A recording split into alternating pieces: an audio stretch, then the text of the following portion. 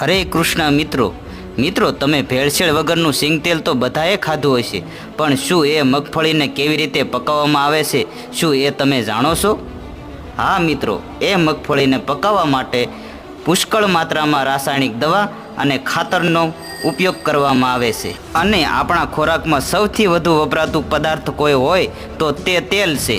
તેથી આપણા શરીરને કેન્સર જેવી બીમારી પણ થઈ શકે છે. પણ હું એક એવું સિંગતેલ લઈને આવ્યો છું જેને મગફળીને પકાવવા માટે કોઈ પણ પ્રકારનું રાસાયણિક દવા કે ખાતરનો ઉપયોગ કરવામાં આવતો નથી. આ મગફળીને ગાય આધારિત પ્રાકૃતિક ખેતીથી પકાવવામાં આવે છે. તેથી આ મગફળીનું શુદ્ધ સિંગતેલ ખાવાથી આપણા શરીરમાં પૂરતા પ્રમાણમાં વિટામિન, પ્રોટીન અને મિનરલ જેવા તમામ તત્વો રહેલા હોય છે.